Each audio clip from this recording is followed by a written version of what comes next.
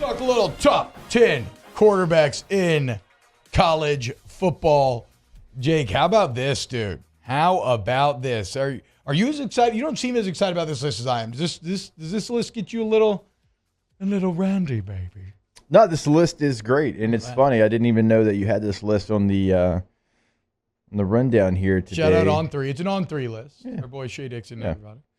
But like while we were having the Anthony Richardson, Will Levis conversation, and we were talking about Pro Football Focus grades, like last night I was looking at some of the different ones, and we got a guy. We actually got a dude here in Baton Rouge who is on this list. Yes. So that is one of the takeaways from this top 10 is the local versus national perspective on Jayden Daniels continues to be incredibly warped. It continues to, we are too close to the situation, okay? The chief needs to take us off the case. Because when you look at this top 10, Jayden Daniels comes in as the 7th ranked quarterback in the country next year. Are you kidding me? Quarterback controversy? How could that exist with the 7th best quarterback in the country? Again, we just lamented the sad state of the Saints in the NFC South. If you had the 7th best quarterback in the NFL right now, you would feel incredible. And yet, in a league, Division I football that features 133 teams? Yeah, they added 2. Yes, 133 teams. You have number 7. And as Aaron Murray told you on Snaps yesterday, he would put Daniels at 5. So like a lot of people think he's even better than a couple of guys that are ahead of him. Who'd he take out?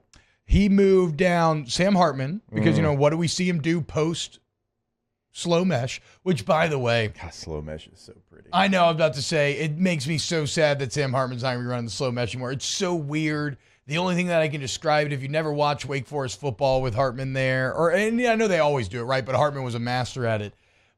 It reminded me of Jackie Chan's drunken style kung fu, where he's kind of like bobbling all around because like the quarterback sits there and just like the line is pass blocking, but it could be a run play, but the quarterback's just sitting there with the ball in the running back's gut. It's very odd. With chaos around him. Complete chaos. Yeah.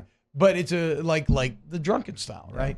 So he bumped down Hartman and he bumped down Jordan Travis, just saying that he thinks Jayden's better than Jordan Travis. He didn't bump down Bo Nix? He's got a soft spot for Bo Nix. I think you don't think. Okay, so that's interesting. Bo Nix comes in number 4 played well last year. On this list. I feel like Nix is deserving of that. Yeah, but he played well last year. I think he played better than well, dude. He was pretty elite last year. Well, I mean, Well's good. Okay, I want to know where your well is at. Yeah, no, Well's good. Had he played well against Georgia, you could have the argument for elite, I think. I mean, but like, okay, are we gonna like? Wait, have the argument for elite. Mario, look up the NCAA total touchdown leaders from last year. Google that right now and tell me where Bo Nix checks in. Did anybody do good against Georgia that wasn't named C.J. Stroud? Yeah. Who? Jayden Daniels. Garrett Nussmeier.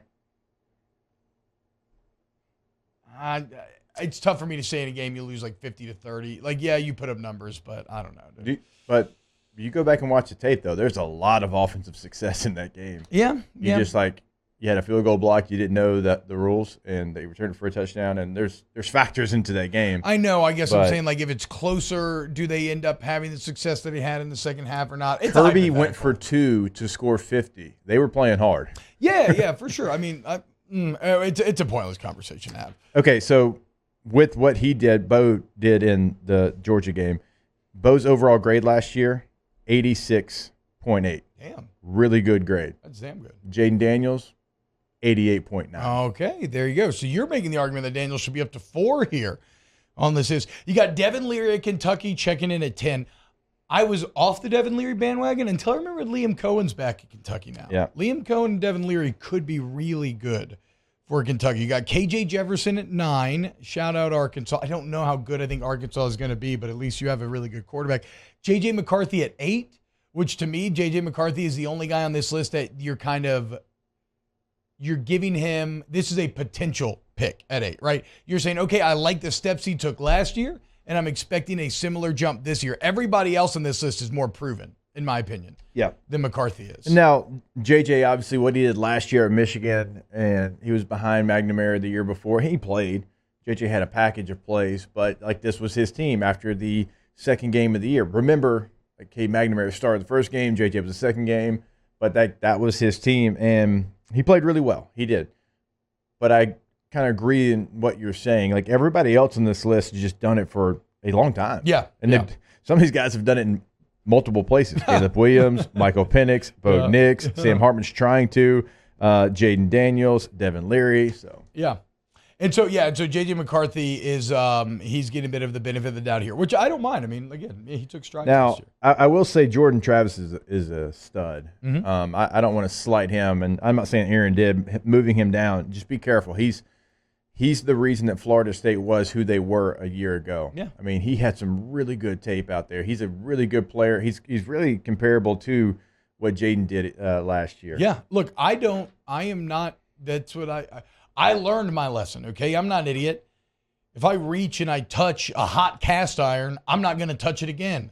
So when I spend an entire preseason crapping all over Jordan Travis about how if you make him throw the ball, guaranteed you will win the game, and then you make him throw the ball and he kicks your ass, I'm never going to fall into that trap again. So yes, massive respect. And look, everybody on this list is top 10, right?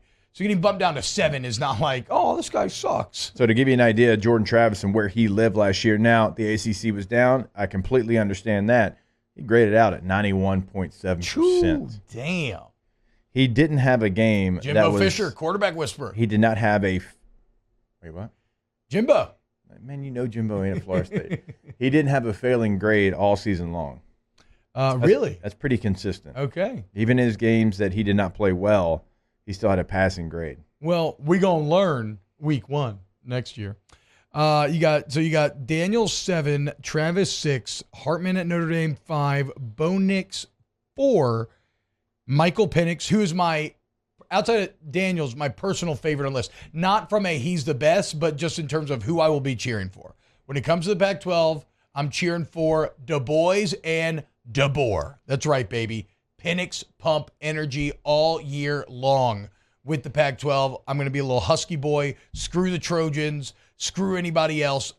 Plus, who doesn't love a lefty with a rocket arm? I will tell you this. Down the stretch, no quarterback in the country played as well as Michael Penix did. Let's go, baby. Not even the Heisman Trophy winner. Baby. He played as well as anyone, going on the road to Oregon and lit them Light up. the ass up. And was on fire. I mean, he graded out 92% in that game. Choo!